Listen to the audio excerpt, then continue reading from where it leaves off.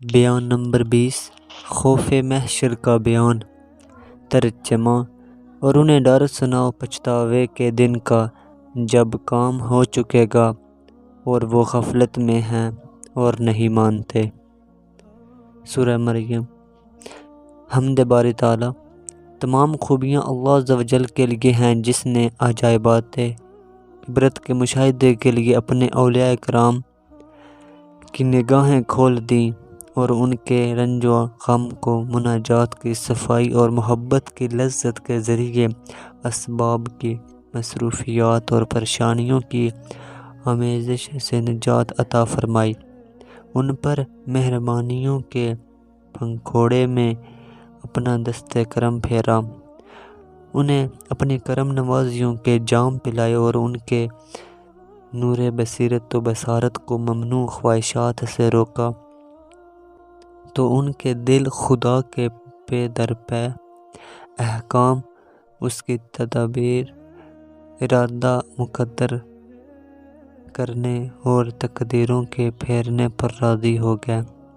ان کے دل صاف ہونے کی وجہ سے اللہ عز و جل نے ان کے لیے اعمال کا بستر تیار کیا تو انہوں نے اپنے محبوب حقیقی عز و جل کے ساتھ تنہائی اختیار کرنے کو پسند کیا اور دنیاوی بستروں کو چھوڑ دیا، جیسا کہ اللہ عز و جل ارشاد فرماتا ہے۔ ترجمہ: ان کی کروٹیں جدا ہوتی ہیں خوابگاہوں سے۔ سورہ سجدہ۔ وہ شب بیداری سے لطف اندوز ہوتے ہیں، نئی نئی چیزوں کے وجود میں آنے اور حالات بدلنے سے ان میں کوئی تبدیلی واقع نہیں ہوتی، اس لیے کہ ان کے دل یاد الہی عز و جل کی وادیوں اور قدرت خداوندی کے عجائبات میں غور و فکر کے دریاؤں میں مستغرق رہتے ہیں۔ انہوں نے نفس کی پیروی سے خود کو بچا لیا، جس کے سبب ان کی روحوں کے پرندے اللہ عز و جل کی معرفت کے باغات میں عظیم الشان سلطنت کی شاداب زمین اور نہروں میں سیر کرتے ہیں۔ کائنات کا ہر ذرہ انہیں توحید کے نغمات میں محو نظر آتا ہے۔ ان کے ہاں امارت و غربت، عزت و ذلت، مدحت و مذمت، سہولت و صعوبت سب یکساں ہیں۔ پاک ہے وہ ذات جس نے انہیں راہ نجات پر اخلاص کے ساتھ چلنے کی توفیق عطا فرمائی تو انہوں نے دنیا کے جال سے چھٹکارا پا کر قرب الہی عز و جل پا لیا، لہٰذا انہیں بڑی گھبراہٹ غمگین نہ کرے گی۔ میں اللہ عز و جل کی حمد کرتا ہوں، اس کا شکر بجا لاتا ہوں، اس پر ایمان لاتا ہوں، اسی پر بھروسہ کرتا ہوں اور ہر طرح کی طاقت و قوت سے اس شخص کی طرح برات کا اظہار کرتا ہوں جو اپنے جرائم کا اعتراف و اقرار کرتا ہے، اور میں جمال الہی عز و جل کا مشاہدہ کرنے والے اور حسن خاتمہ کے ساتھ اس کی بارگاہ میں کامیاب ہونے والے کی طرح گواہی دیتا ہوں کہ اللہ عز و جل کے سوا کوئی عبادت کے لائق نہیں، وہ یکتا ہے، اس کا کوئی ہمسر نہیں، اور یہ گواہی دیتا ہوں کہ خاتم النبیین، صفوت المرسلین، امام المتقین، سید الاولین والآخرین، حضرت سیدنا محمد مصطفیٰ صلی اللہ تعالیٰ علیہ وآلہ وسلم اللہ عز و جل کے خاص بندے اور رسول ہیں۔ اللہ عز و جل آپ صلی اللہ تعالیٰ علیہ وآلہ وسلم پر اور آپ کے آل و اصحاب علیہم رضوان پر سلامتی اور رحمت نازل فرمائے، جنہوں نے دین اسلام کی سربلندی کے لیے کوششیں کی، یہاں تک کہ اس کا پرچم تمام مذاہب سے بلند ہو کر سب پر غالب آ گیا۔ اے میرے اسلامی بھائیوں، گناہوں کا اتنا بھاری بوجھ کب تک اٹھاتے پھرو گے؟ نافرمانیوں کے ذریعے کب تک رب عز و جل کا مقابلہ کرو گے؟ کب تک خواہشات کی پیروی کرو گے؟ حالانکہ یہ محض خیالات ہیں۔ کب تک ہمیشہ رہنے کی خواہش کرتے رہو گے؟ حالانکہ موت کا وقت قریب آ چکا ہے۔ کب تک خواہشاتوں میں سرکشی کی زنجیروں میں جکڑے رکھیں گی؟ حالانکہ کتنے ہی دوستوں نے تمہیں موت سے ڈرایا۔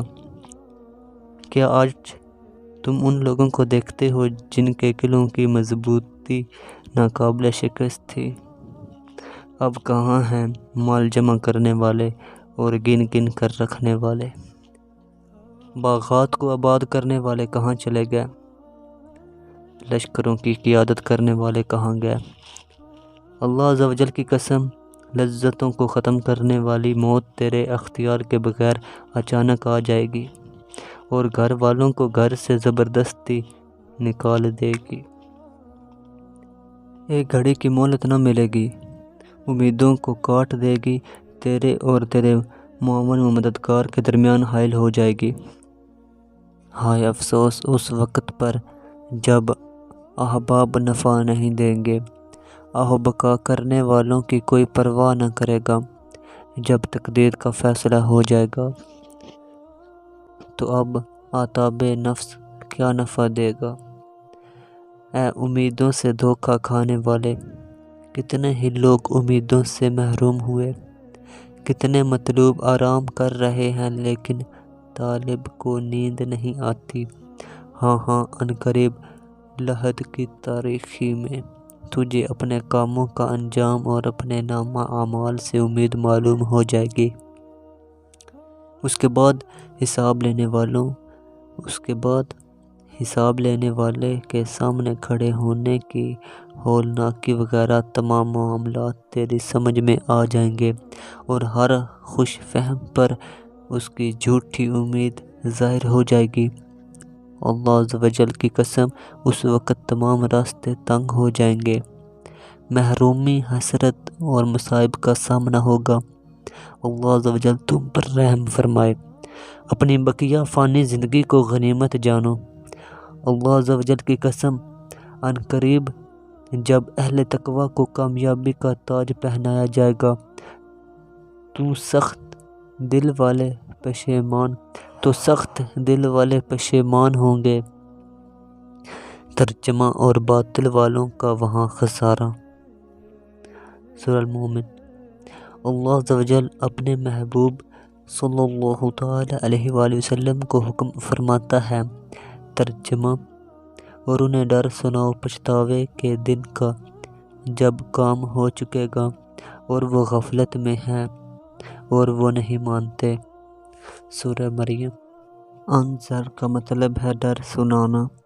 یوم الحسرت سے مراد قیامت کا دن ہے، جس دن گناہگار نیکی نہ ہونے کی وجہ سے حسرت زدہ ہوگا اور نیکیوں میں سستی کرنے والا نیک اعمال میں کمی کی وجہ سے حسرت زدہ ہوگا۔ اور قضی الامر سے مراد یہ ہے کہ جب حساب سے فراغت ہوگی، اہل جنت کو جنت میں داخل کر دیا جائے گا اور مستحق نار کو جہنم میں۔ وہم فی غفلۃ، یہ خطاب دنیا میں ہے، اور وہم لا یؤمنون، یہ آخرت میں خطاب ہے، یعنی ان کو دوبارہ نہیں بھیجا جائے گا کہ وہ ایمان لائیں۔ قیامت کا منظر۔ حضرت سیدنا عدی بن حاتم رضی اللہ تعالیٰ عنہ سے مروی ہے کہ اللہ کے محبوب دانائے غیوب صلی اللہ تعالیٰ علیہ وآلہ وسلم کا فرمان عبرت نشان ہے۔ قیامت کے دن کچھ لوگوں کو جنت کی طرف بلایا جائے گا، یہاں تک کہ جب وہ قریب پہنچیں گے اور اس کی خوشبو سونگھیں گے اور اس کے محلات دیکھیں گے تو ندا کی جائے گی، ان لوگوں کو جنت سے لوٹا دو، ان کے لیے جنت میں کوئی حصہ نہیں۔ تو وہ ایسی حسرت کے ساتھ لوٹیں گے کہ اس جیسی حسرت سے اگلوں پچھلوں میں سے کوئی نہ لوٹا ہوگا۔ تو وہ عرض کریں گے، اے ہمارے رب عز و جل، اگر تو یہ دکھانے سے قبل ہی جہنم میں داخل کر دیتا تو ہم پر آسان تھا۔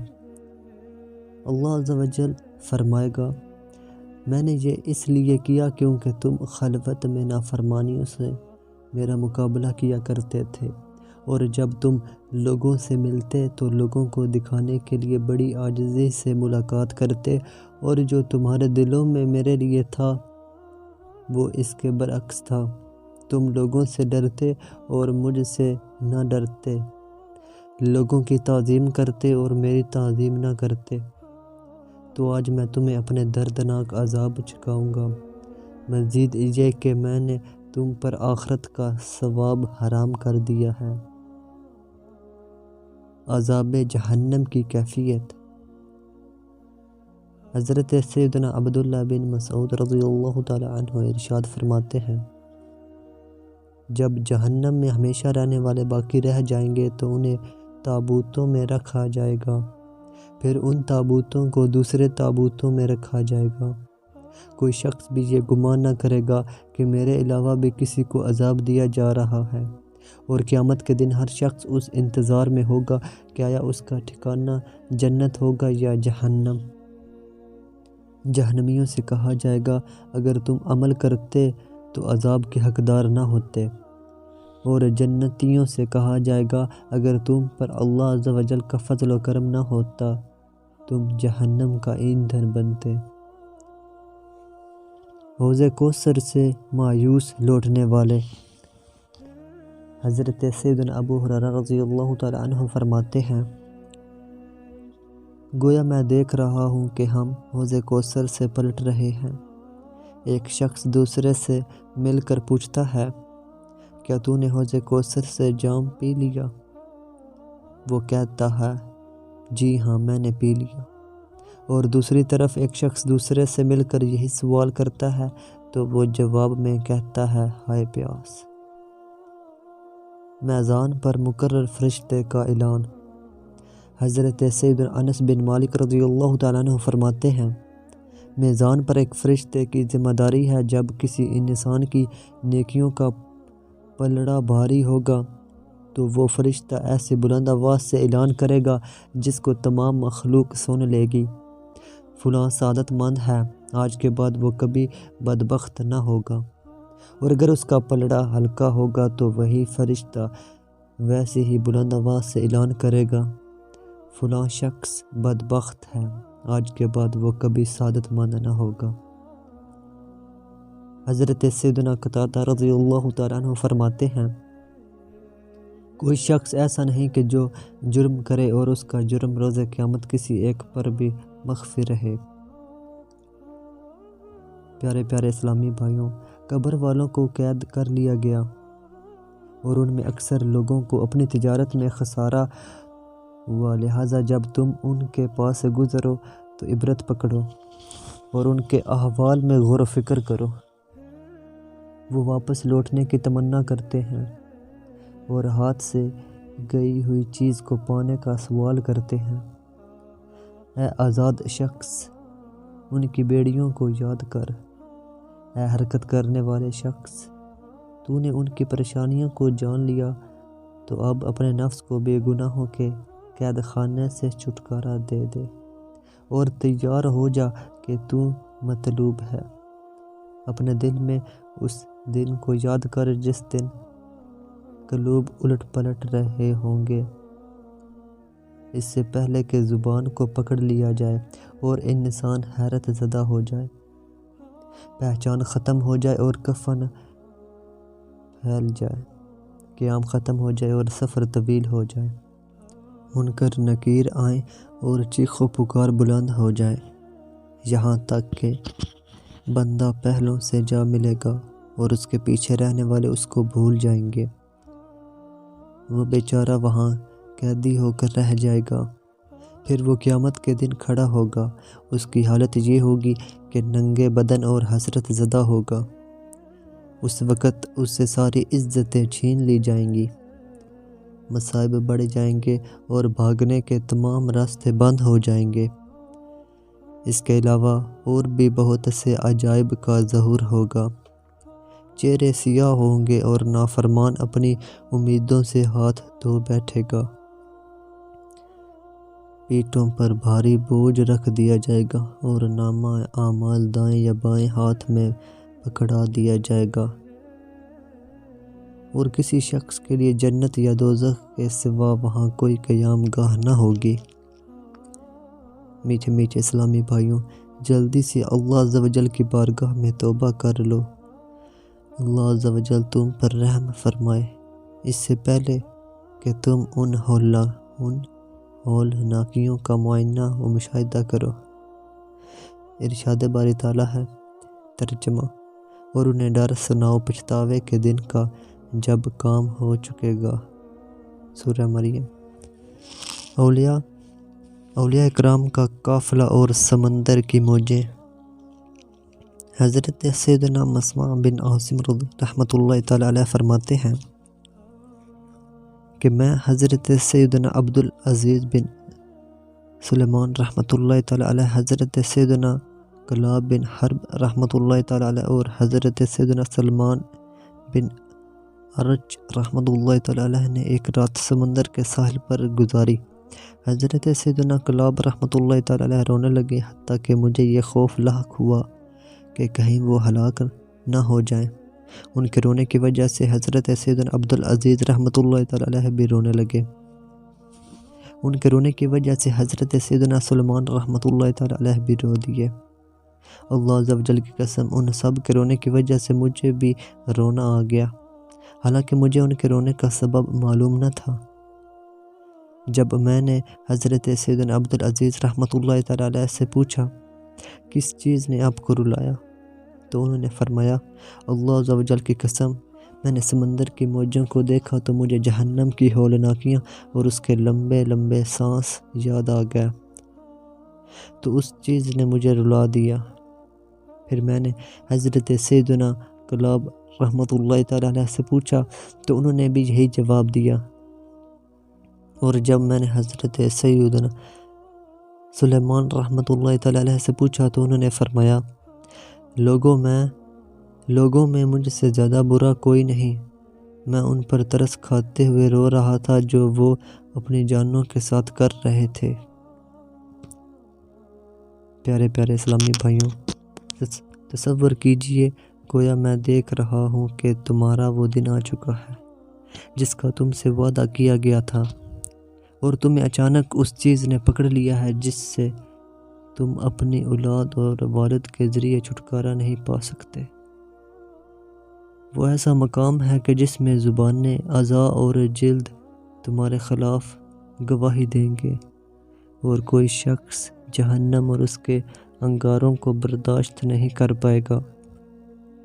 ارشاد ہوتا ہے، ترجمہ: اور انہیں ڈر سناؤ پچھتاوے کے دن کا جب کام ہو چکے گا اور وہ غفلت میں ہیں اور وہ نہیں مانتے۔ سورہ مریم۔ حضرت سیدنا سری سختی رحمۃ اللہ تعالیٰ علیہ کا وصال۔ حضرت سیدنا جنید بغدادی رحمۃ اللہ تعالیٰ علیہ فرماتے ہیں کہ میں حضرت سیدنا سری سختی رحمۃ اللہ تعالیٰ علیہ کے انتقال کے وقت آپ کی خدمت میں حاضر ہوا۔ آپ رحمۃ اللہ تعالیٰ علیہ ان لوگوں میں سے تھے جن کے دل کو اللہ عز و جل کے خوف اور عشق الہی نے جلا دیا تھا۔ میں نے عرض کی، اپنے آپ کو کیسا پاتے ہیں؟ تو آپ رحمۃ اللہ تعالیٰ علیہ نے یہ شعر پڑھا۔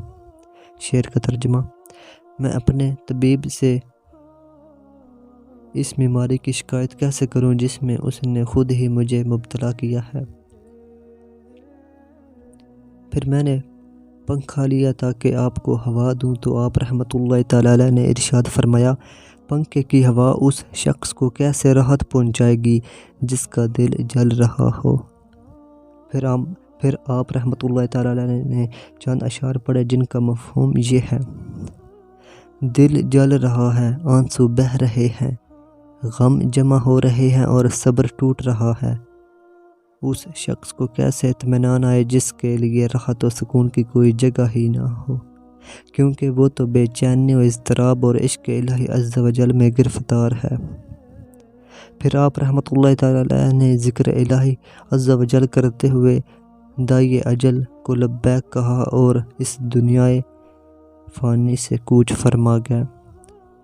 پیارے اسلامی بھائیوں، اطاعت کی مٹھاس میں سے تم نے کیا تیار کیا تاکہ تم موت کا کڑوا گھونٹ پی سکو، اور موت کے آنے سے پہلے تقویٰ کے توشہ میں تم نے کون سی چیز آگے کر رکھی ہے، اور کس چیز نے حق کی آواز سننے سے غافلوں کے کانوں پر پردہ ڈال رکھا ہے۔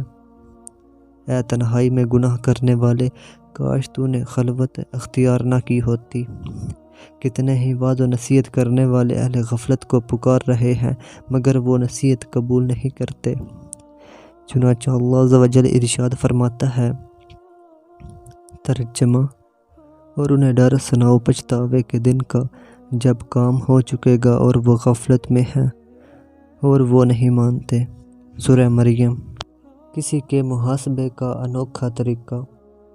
حضرت سیدنا ابراہیم تمیمی رحمۃ اللہ تعالی علیہ اپنے نفس کا محاسبہ کرنے کا انداز بیان کرتے ہوئے فرماتے ہیں، ایک مرتبہ میں نے یہ تصور باندھا کہ میں جنت میں ہوں، وہاں کے پھل کھا رہا ہوں اور اس کی نہروں سے مشروب پی رہا ہوں۔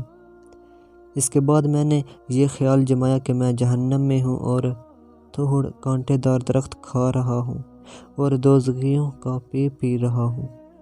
ان تصورات کے بعد میں نے اپنے نفس سے پوچھا، تجھے کس چیز کی خواہش ہے، جنت کی یا دوزخ کی؟ نفس نے کہا، جنت کی، اس لیے میں چاہتا ہوں کہ دنیا میں جا کر نیک عمل کر کے آؤں۔